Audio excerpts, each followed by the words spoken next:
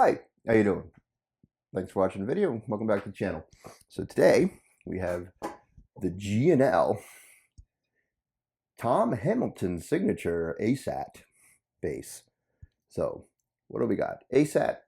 I'm not quite sure what ASAT stands for, but it's what G&L calls its Telecaster style body shape. The ASAT, I think, was one of the last instruments that Leo Fender was actually involved with before he passed away.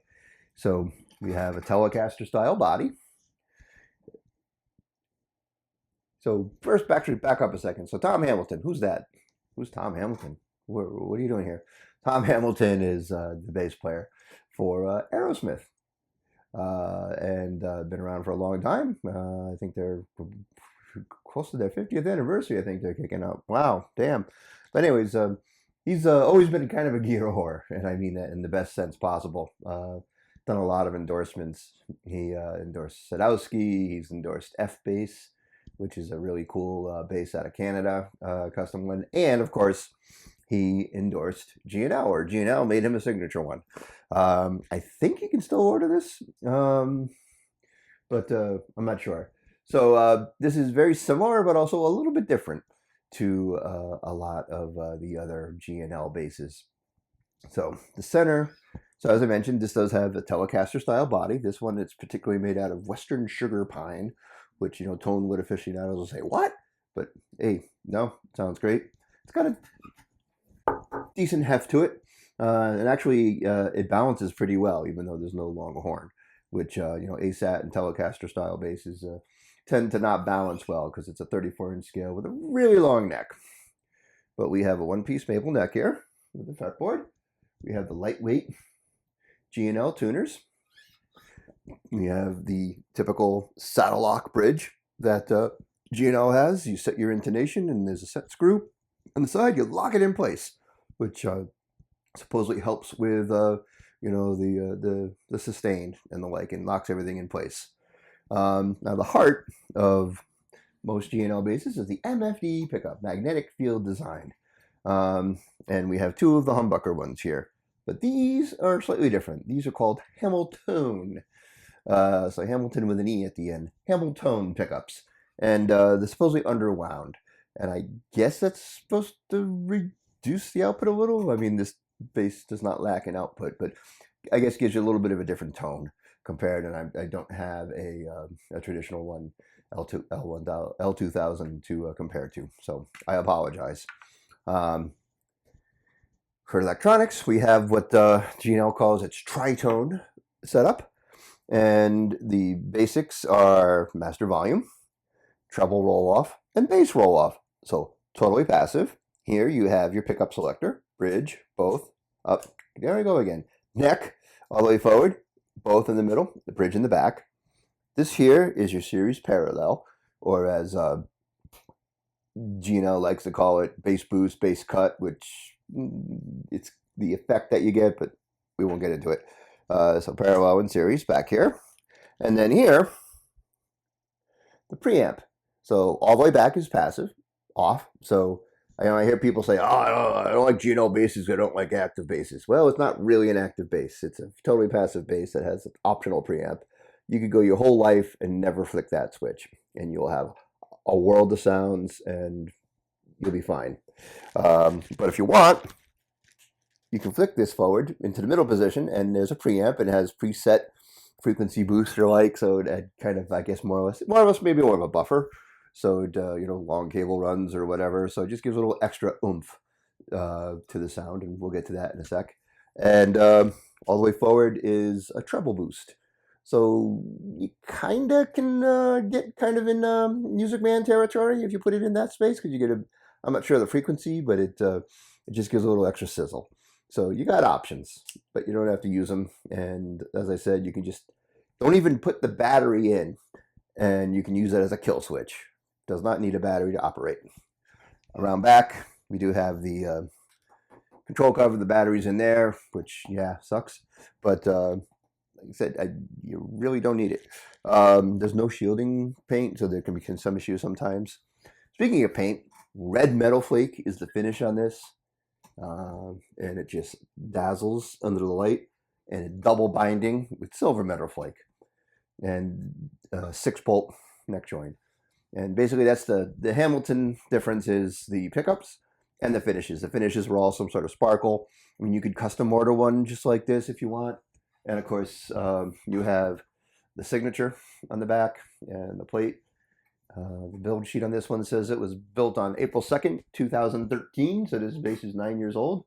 And yeah, oh yeah, you get a little caricature of Tom there on the headstock too. Get that there. So it's based 9 years old, as I said. I think it's still listed on the website. Not necessarily pushed too well, but it's pretty cool. Not very many of them out in the wild, although I know of at least one other person within 50 miles of me that has this same exact base. Matter of fact, did he sell it and I get his base? But no, he still has his. So whatever. But pretty cool. Nice to have. I absolutely love this base. Yeah, it has the looks to it, but it sounds fantastic too. So let's get to how it sounds. Okay, so let's run through the sound.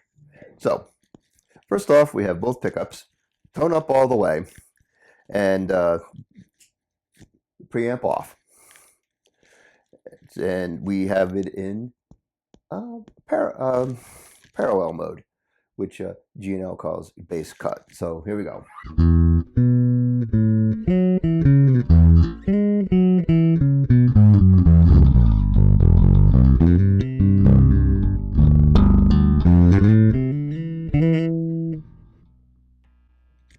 And now into series. So series, sometimes, depending on the electronics around, you get a little bit of a buzz. And if you notice, if I move it around, near the lights and all that, so there's no shielding, as I mentioned before. You may get a little bit less reduction of sound if you shield it. I'm going without it because that's where I'm rolling.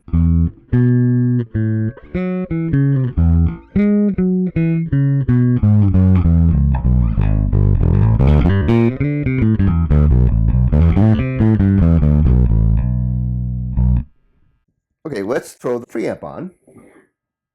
And a little more of the buzz because the preamp is highlighting it.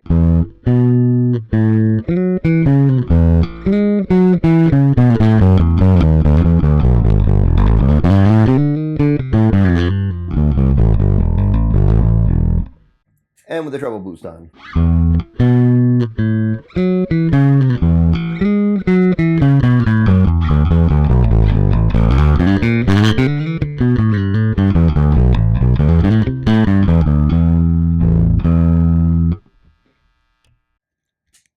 So you can see that the preamp really does add a little extra sauce there, doesn't it? All right, so going back to parallel, and the buzz is gone, and you know it's weird because it doesn't always buzz. It'll drive you crazy when it does, and then when you don't, it does. Not every situation. So a lot of it has to do with the electronics that you're around. So G&L is known for not using very good shielding paint, so that's the one downside on this. This is a $2,000-something base. You buy it brand new, they go used, probably around $1,500. Be nice to have shielding paint in it, but I digress. So here we go. Back to parallel, both pickups.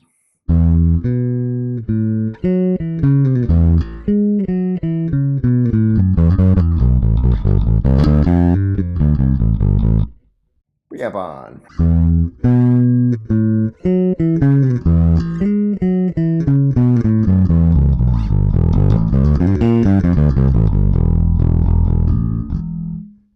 And treble boost on.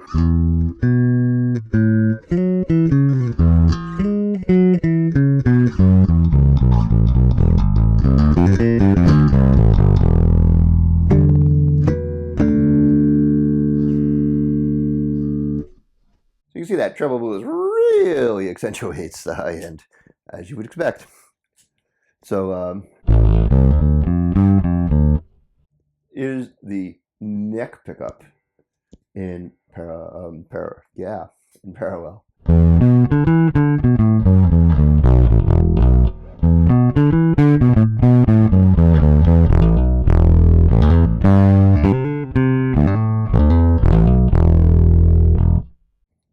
win series.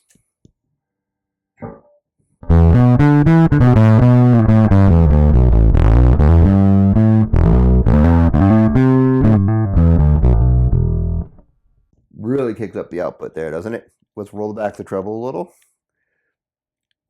I'm going to roll back the treble about half, and I'm going to pull the bass back just a little.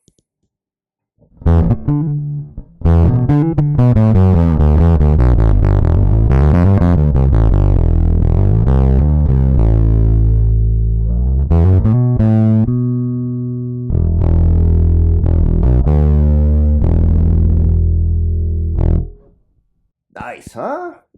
Good low end tone, and see, you notice there's no buzz right now. Just that's the one annoying thing about the bass here. So here we are back into parallel.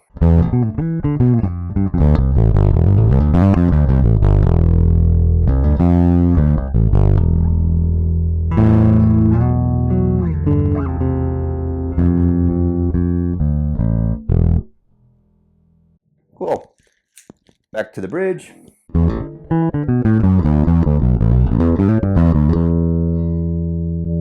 That's with the treble half and the bass kick back a little.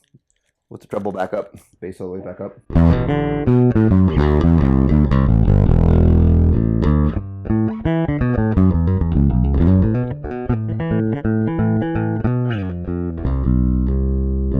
Nice and snappy, huh? Let's pull the treble back.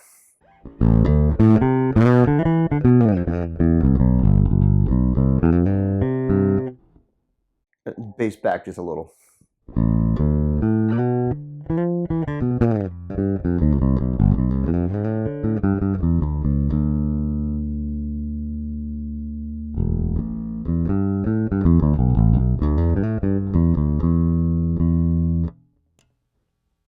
And with the treble boost up.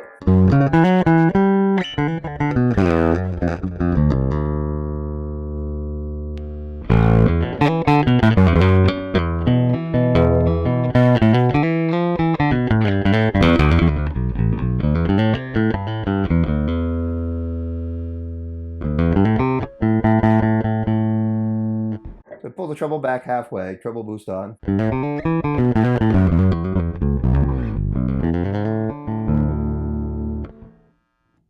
Big in-your-face sound if that's what you want, but like I said, you never have to have the preamp on, and you're going to get some awesome sounds.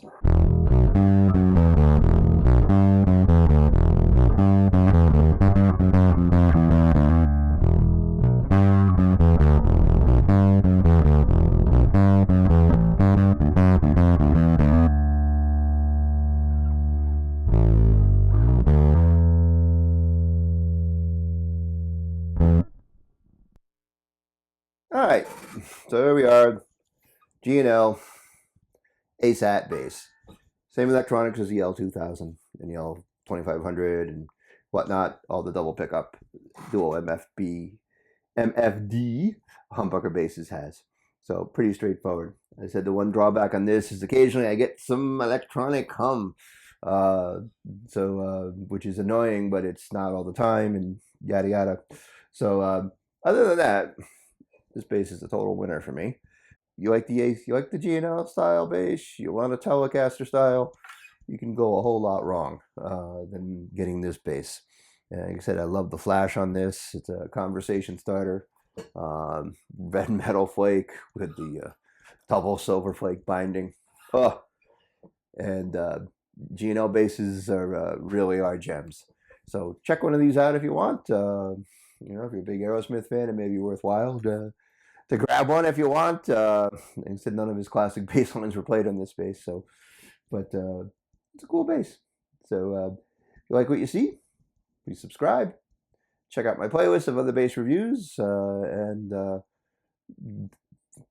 comment. Let me know what you think, and log on.